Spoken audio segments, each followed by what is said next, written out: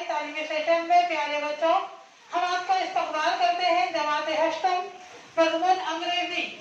प्यारे बच्चों आज इसमें हम पढ़ेंगे ए हाउस बिल्डर।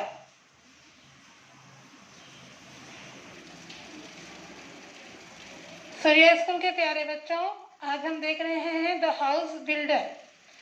प्यारे बच्चों 8वीं की दरसी किताब इंग्लिश की निकालिए, जिसमें सफ़ा नंबर 31 निकालिए और ध्यान से इधर देखिए।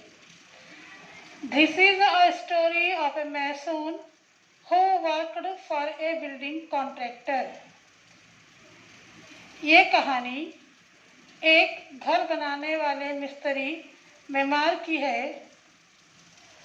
जो घर बनाने के ठेकेदार के लिए काम करता था। As soon as a house had been designed by the architect and details finalized by the engineer, घर बनाने का जैसे ही उसे घर बनाने का नक्शा मिलता और इंजीनियर से हिदायत मिलती, the contractor would send for the mason and leave the responsibility of building the house to him. ठेकेदार उसे मकान बनाने की जिम्मेदारी दे देता। The mason would then, without wasting any time, start his work. He would take great interest in his work of building and do it with full dedication. इस तरह मेमार बगैर वक्त ज़ाय किए अपना काम शुरू कर देता। वो दिलचस्पी और जज्बे के साथ अपने काम को अंजाम देता। He made sure that he used the best construction material of high quality. The measurements of the walls, doorways, arches, etc. were perfect and he gave an excellent and appealing finish to whatever he built. वो अपने काम में तामीर के लिए बेहतरीन और आला दर्जे का सामान इस्तेमाल करता।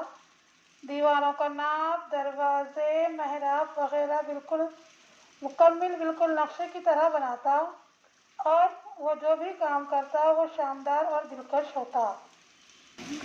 The owners of the new houses built would be more than satisfied with the constructions. नए मकानों को खरीदने वाले इमारत को देखकर बहुत ज़्यादा खुश होते। Because of the zeal, diligence, loyalty and persistence that he displayed in his work, the mason was in great demand and fetched good business to his contractor.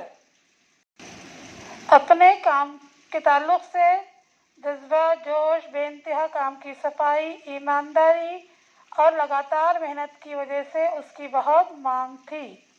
Subsequently, the contractor recompensed the mason handsomely with a very good salary. He could meet the needs of his family sufficiently without any scarcity. और उसकी वजह से उसका ठेकेदार बहुत पैसा कमाता था। वो ठेकेदार मिस्त्री को अच्छी खासी तनख्वाह देता था, जिससे उस मिस्त्री की तमाम ज़रूरियात आसानी से पूरी होती थी। The mason thus continued working with great devotion for many years. इस तरह दिन रात मेहनत और जज्बे से वो मिस्त्री मेमार कई साल तक काम करता रहा। Till he became a grandfather. उसके पोता पोती हो गए। Then he decided that it was time to retire and spend time playing with his grandchildren.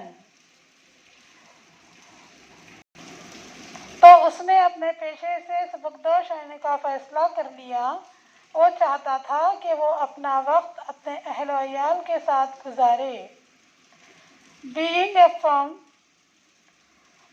person, he informed his contractor of his decision to retire from house building. वो अपना फैसला उसने ठेकेदार को सुनाया। The contractor was very disheartened to lose such an excellent workman and urged the mason to continue his job, but no avail. The mason had made up his mind and refused to carry on. ये सुनकर ठेकेदार बहुत मायूस हुआ। उसने मिस्त्री से गुजारिश की कि वो अपने काम को जारी रखे, लेकिन मिस्त्री अपने फैसले पर कायम रहा।